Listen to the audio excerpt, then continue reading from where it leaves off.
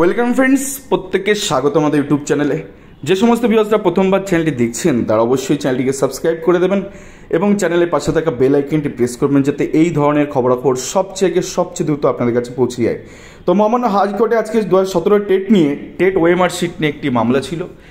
যে একটি মামলা এবং যে পিটিশনটা দাখিল হয়েছিল সেখানে বাদবাকি পিটিশনাররা প্রায় 28 জন মামলা করেন এবং 27 জনকে নতুন করে রিট ফাইলের নির্দেশ দেয় মহামান্য হাইকোর্ট। এবং একটি মাত্র পিটিশনার তিনি কিন্তু এই সার্টেন মামলাটি আছে যে মামলাতে গোটা 17 টেটের যারা টেট পাস করেছিলেন তাদের ভাগ্য কিন্তু নির্ধারিত হবে।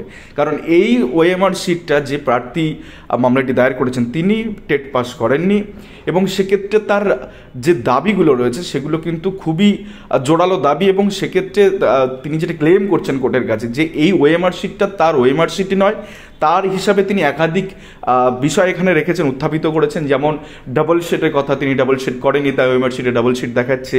দেন তার সাথে সাথে তিনি যে রোল নাম্বারের যে পোর্শনটা, যে রোল নাম্বারের পোর্শনের ক্ষেত্রে তিনি রোল নাম্বার লিখেছিলেন এবং তারপরে শেডটা করেছিলেন, বাট এই যে ওএমআর শিট রাইট ইনফরমেশন অ্যাক্টের ভিত্তিতে তিনি পেয়েছিলেন সেই জায়গায় যে ওএমআর শিটটা তাকে দেওয়া হয়েছে সেখানে শেড করা নেই, সেটা ব্ল্যাঙ্ক।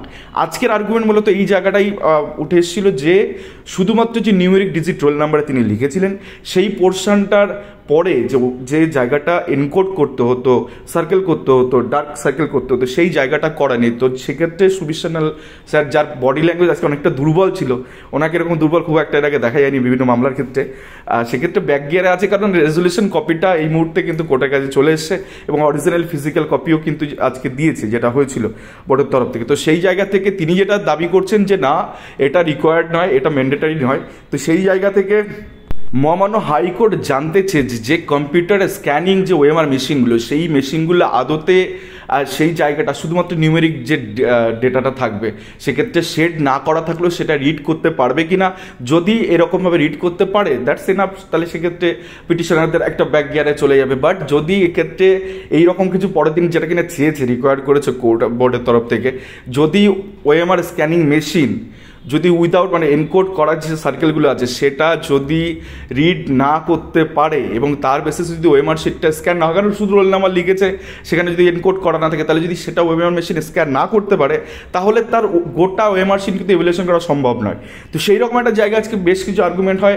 এছাড়া এক দাবি করা হয় সুদীপ্ত দাশগুপ্ত বাবু থেকে যে 20 বছর যদি কোনো ক্ষেত্রে কোনো নিয়ম না থাকে পর্ষদের, তাহলে 20 বছর সেটা আরটি অ্যাক্টের বেসিসে প্রিজার্ভ করে রাখতে ওএমআর শিট, সেটা কেন এত দ্রুত সেটাকে ডিস্ট্রয় করা হলো এবং সেটাও মানি ভট্টাচার্য নিজের ডিসিশনে, একটা কমিটি এখানে কোনো রেজলিউশনই পাস করেনি। তো এইরকম জায়গার থেকে যে তথ্যগুলো মহামান্য হাইকোর্ট নেক্সট দিন চেয়েছে সেটা খুবই গুরুত্বপূর্ণ। কারণ যে digitise handmade computerise editable copy, যেটা কিনা আমরা ডিজিটাল কপি বলছি ওএমআর শিটের, সেই কপি চেয়েছে পরের দিন কোর্ট। অর্থাৎ কোর্টের সামনে যখন এই তথ্যটা আসবে, কোর্ট যখন এটা দেখবে যে এটা কত সহজে এডিট করার সময় এবং সেখানের সাথে ওএমআর সাথে ডিজিটাল কপির কোনো মিল নেই, সেখানে দাঁড়িয়ে এই ডিজিটাল কপির মান্যতা কতটা পাবে সেটাও একটা পরের দিন নেক্সট দিন এটা থাকবে সে বিষয়। এবং এই সাথে সাথে সার্কেল করা এটা মাস্ট কি মাস্টটা ম্যান্ডেটারি কি ম্যান্ডেটারি নেই সে প্রসঙ্গে কোর্টের কাছে একাধিক তথ্য চেয়েছে।